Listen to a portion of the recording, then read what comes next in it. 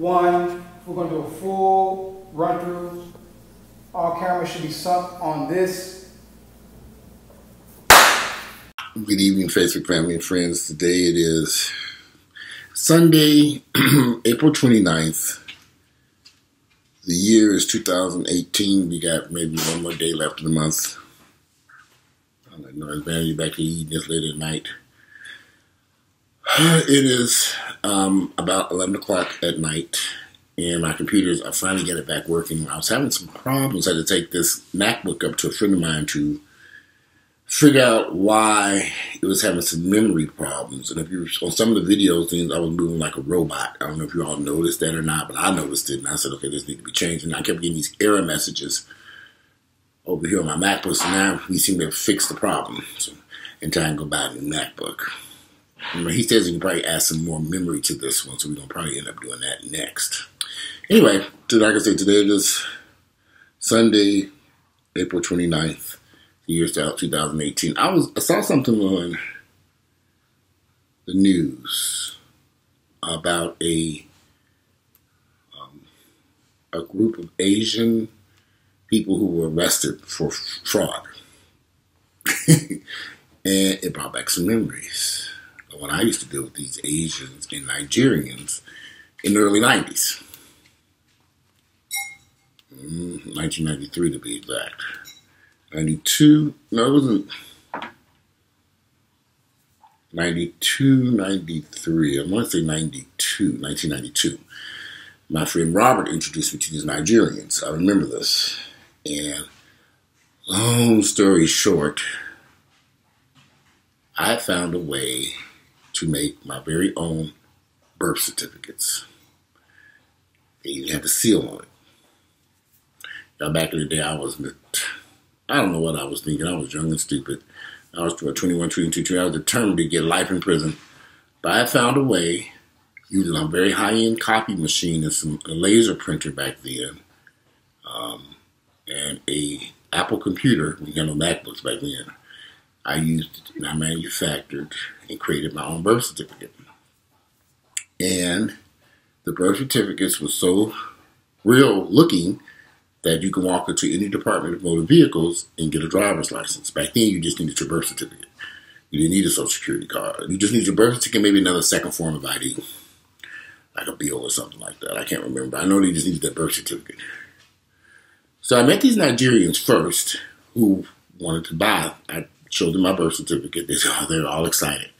And they said they would buy them. So I said, well, how much do you want to... They wanted to know how much I was selling the birth certificate for. So I said, well, I was selling it for $100. And they're like, oh, $100 for this?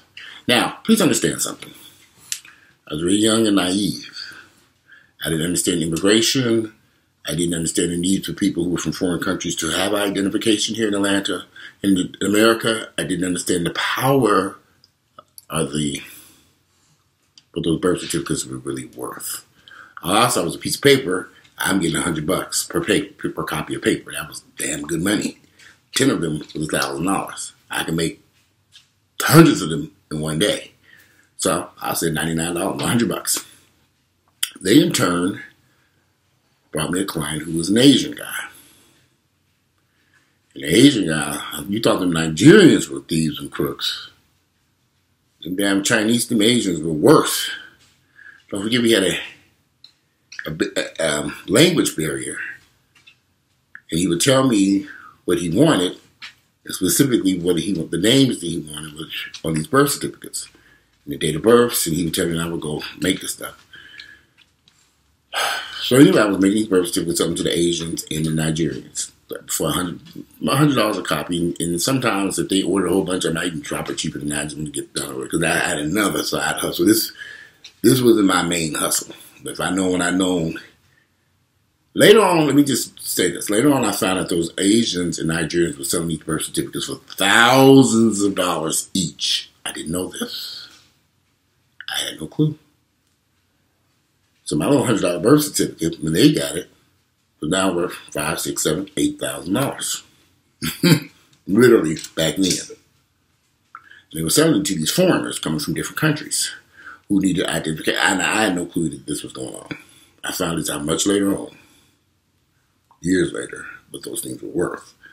So I was kind of underselling myself. But the Asians, they were something else.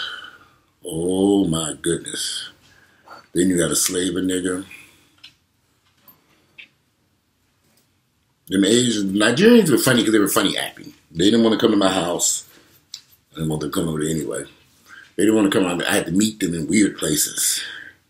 They say we didn't have cell phones back then, so I'd wait for a phone call for them to know what names they were on the birth certificate. And then after I would get the phone call, which was normally the morning time, they'd say they would call me later on that evening to tell me where to meet. So let me give you an example. They say, meet me at the Home Depot. Meet them at the Home Depot on Ponce. So, of course, I get over to the Home Depot on Ponce, and I'm sitting there waiting and waiting and waiting. Literally, I know they didn't park a mile away, and they walking up to the Home Depot. They didn't want to park. So I see them coming walking across the park, and I'm like, I'm over here. Could never figure out why they were always on foot. I found this out later. They didn't want me to know what kind of vehicle they were in. It was just fine. I didn't care. They had the cash. They took the birth certificate. Everything was fine. I got my money. They took the birth certificates. They took off. I drove off in my Nissan Pathfinder. The Asians were worse. Let me tell you what the Asians did. They would call. Well, first off, they would call me. Now we have to go meet them because we had a language barrier. So I had to get in my bed, go meet them wherever. It's normally some Asian restaurant somewhere over off of Chambly Tucker Road. So I live in Stone Mountain. So I had to drive way over there to go meet with these Asians. I say Asians, they're Chinese. They weren't Japanese. They were Chinese. But I met them through the Nigerians who knew these people. And they were like, oh, yeah, work with them. So anyway, so I go over there, and they would have the names, because they didn't like to do any communication on the phone other than we meet up, hang up the phone. And I knew where to go meet them, because that's where I met them. I tried to drive on over there, put on my Outcast back then was damn, put my little Outcast. I had one of them Nissan Pathfinder. Let me tell you about my Nissan Pathfinder. It was burgundy with white leather, custom leather seats, big wheels on the truck, on a kind of loud stereo system that was just booming. You hear that truck coming all the way up the street. I was younger and ghetto. I was in Niggaville. I wish I could see this big ass mosquito over here. I wish I had something to kill it. Ooh, this thing is huge. What the hell? You know, oop, she's still alive. It's a huge mosquito. So anyway, a dragonfly. Where'd it go? Anyway, so, oh yeah, back to the Asians. So, I had to go meet them. I had to get my Nissan Pathfinder. Reach from Stone Mountain to Chambly Tucker Road to meet them. About Granbury on Sunday night.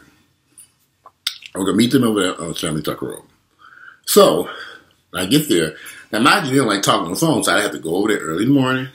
Nobody's around in the shopping center. Pull up to the place, they hop in my car, tell me the names they wanted on the birth certificates. A whole bunch of, y'all, this is ridiculous. And the names were just regular American sounding names. So these were the names and the date of birth that they wanted. They wanted these specific names. So I'd go home, you know, my Apple computer with a mouse. And I already had the draft of the birth certificate on there, and I already had the special paper that I printed it on. I had a little copy of the laser printer copy, but it was a color laser printer that had just come out in the United States, and I had got my hands on one. I wrote a check for it. I did. I wrote a check for that damn thing, and I drug that thing to that house over there, the back of that truck. So anyway, so I had that, and go through ink like, whoa, boy, that ink was expensive too. But it didn't matter because I was making $1,000 a day with some of these damn birth certificates, thinking I'm doing good off my little birth certificate hustle, which was not my main hustle. So anyway, I got over there. I would have to go meet the Asians, get the names, go back home. All day long, I'm working on the birth certificates, getting the stuff together, printing them up, getting a little stamp on them, printing them, making them perfect. So these people, they look at them with a fine-tooth comb, make sure everything's perfect, so I can get my money. So then I had to drive back. They would call me, come, We ready? You ready? I said, yes. And I said, okay. So I have to go back over. It's about 8, 9 o'clock at night. Sometimes I would go meet them the next day. It was always at nighttime. So this is what they told me to do with the birth certificates. I'd have to take the certificates and have them like in a box. Like a box. I would put them in there. And I would go set them on this, I don't know if you ever saw these businesses, but they have these doors, these stoops. Anyway, I would go set the birth certificates there. So I would leave the birth certificates, this is what they wanted, and then I would go get back in my car, and then I would wait. Because they got to pick up the birth certificates and verify everything is accurate in the birth certificate. Mind you, we didn't have any cell phones back then. So I would not know everything was okay until the Asians were flashing their lights across the street from where I was parked at. Flashing the lights, meaning that they had picked up the birth certificate. Somebody else had picked up the birth certificate, drove around at them, and they were fine. And so now I needed to go up the street back to the little restaurant, the spot, to get my money. So this was a very nervous, complicated thing for me, very nervous, because I'm by myself. I don't have anybody with me. It's late at night. I'm going to get $2,000, $3,000, $4,000 for the birth certificates I've made. I had to go back to that spot, and when I would pull up, the little Asian woman would come around, and she would hand me the money. So she just come out of the blue. I don't know where she's going. She'd knocking at the window. I roll that money, she'd give me money, and I would count it. The money's right. So at the most, those birth certificates, at the most that I would do at a time was probably about $4,000 or $5,000 with birth certificates. It was about 40 or 50 birth certificates at a time. But this was a daily or somewhat daily thing that we were doing. Sometimes it wasn't so many, sometimes it was more. So I was doing with the Nigerians and the Asians with my little birth certificate hustle. Now, remember I was selling them for $99, and then sometimes I would discount them. But I found out later, they were selling these birth certificates for thousands of dollars. Now, of course, there was no way I could sell them for thousands of dollars because I didn't have no way to hold up a sign. I had birth certificates for sale on Peachtree Street. No. So I didn't have the information they had, so they would go back and resell these birth certificates. When I saw this report on the news about these Asians, I thought to myself, oh, Lord, they still at it. And I guess sometimes we get a little confused. You're always going to have an undercrime ring with people, whether they're white, Hispanic. Hispanics tend to do drugs. Chinese tend to be more in paper crimes or immigration type crimes. Nigerians in every goddamn thing, from fake money to all kinds of shit. But they mainly, the Nigerians and the Chinese are always trying to get people into the U.S. Now they have so many strict laws here now, you really couldn't use a fake birth certificate. I don't think so, I don't know. Because you use a Social Security card, and they verify that Social Security number. So you can't go in there to the Department of Motor Vehicles with a fake birth certificate or a fake Social Security card. I don't think this is possible.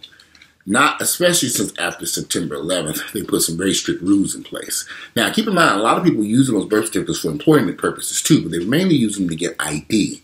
But you needed to have a birth certificate saying that you were born in the United States. Now, of course, these birth certificates, okay,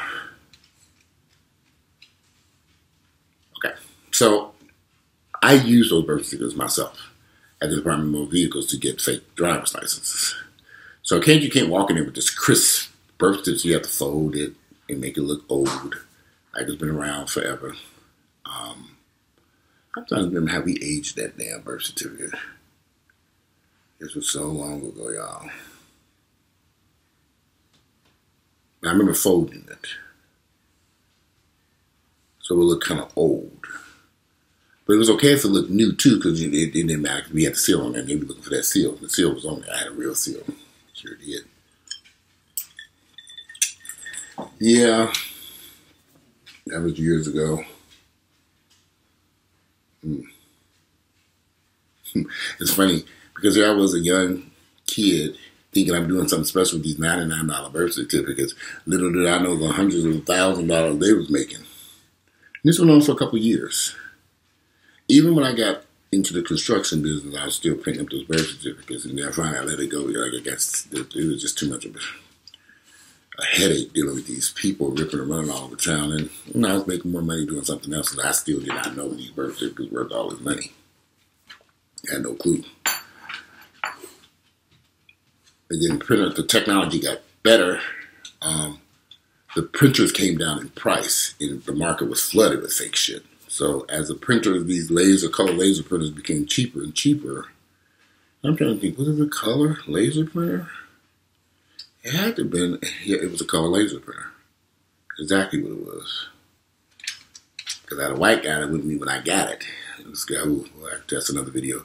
I had this white friend of mine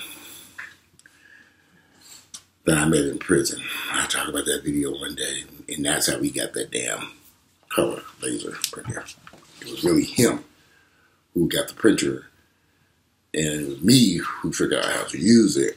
I wrote the check for the printer, but it was him going into that store with me to this laser place to get this printer. I'm not talking about no small thing. It was a big thing that we had to put in the back of his truck. So, a lot of people don't realize that, because back in the day, an Apple computer was about somewhere between $3,000 and $7,000, if not more. So these were not MacBooks. These were not laptops. They didn't have laptops back then. So I had some very expensive computer equipment that I wrote checks for. Maybe that's still up there too. They still open too.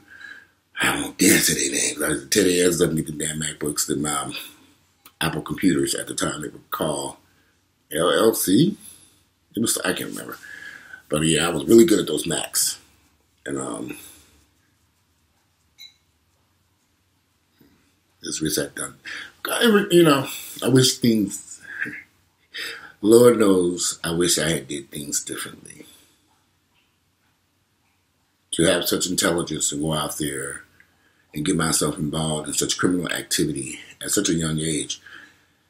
And, you look back and you say, what the hell were you thinking? Young, stupid. And kind of wish I'd never been involved in that type of stuff. But of course, if I hadn't been involved in that type of stuff, you all would not be getting these interesting stories from my times when I committed those criminal activities. The birth certificate stood out for me because when I found out those people were selling those birth certificates for thousands of dollars, you could have knocked me over with a stick. I had no clue. Here I was selling something. That's why they were rushing over there to get them $100 birth certificates. And sometimes I'd give them a deal. And they were making a killing. Them Nigerians like to drove me up a wall. To this day, I'm very leery about doing business with Nigerians. Even when I got into renovating and selling houses, them Nigerians are something else. They were, and I don't want to typecast anyone, or what's the word, stereotyping them. Them Nigerians, be careful. And them Chinese, be very careful. They smart. Them Chinese are very intense. When I saw this report about these Asians or Chinese people being arrested, it just kind of stood out in my head. I have not had a chance to really see what they did. Ain't no telling. A lot of these Asians are now into this food stamp fraud. They do a lot of, I don't know if they're into drugs. I don't know anything about that, but I know they do a lot of food stamp stuff.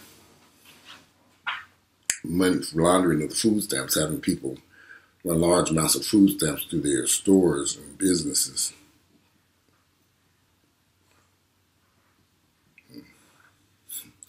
I'm thinking of all these, some stuff I can't discuss. Not yet.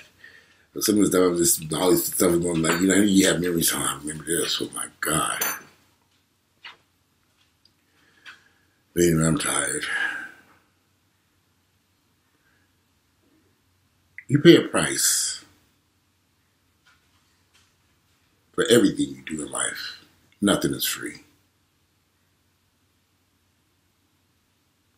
I paid my price. I've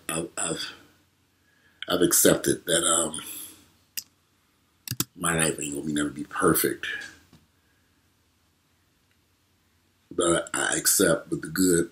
If you do bad things, there's bad things that happen to you. It may not sound so bad, selling manufacturing, selling birth certificates. There were a lot of other things involved that if I could turn back the hands of times, I would not be involved in it. When you're young and youthful, and you think you're invincible, and you're going to try to beat the system, and you don't. Luckily, I never had nothing come out of that birth certificate situation. I don't even know what the charges would have been. I don't know. Anyway, here's something I thought about. Today is Sunday. It is now 11:24. It is Sunday, April 29th. The year is 2018. You know, I'm 48 today, but back then I was possibly 22. I was 22 years of age when I started doing that. 22 with the birth certificates. Definitely 22.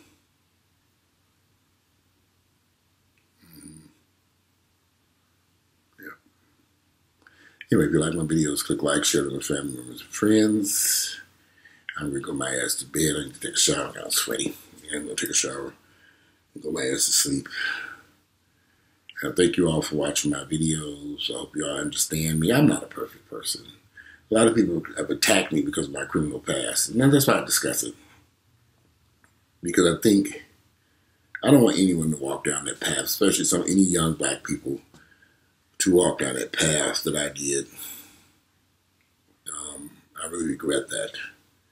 And the whole time my mother was, me and my mother had a really rocky relationship then. Because everything she said was true. But I just didn't want to listen. And I guess that's now when I talk to these young people today and they don't hear nothing I got to say. I'm getting payback for all the years I didn't listen to Alberta Hampton, who was really talking about a mother standing by someone's side, do good and bad.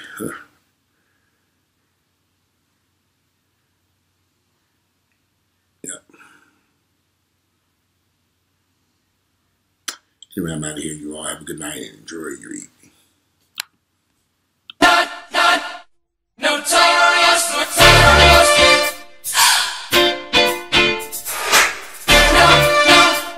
Notorious.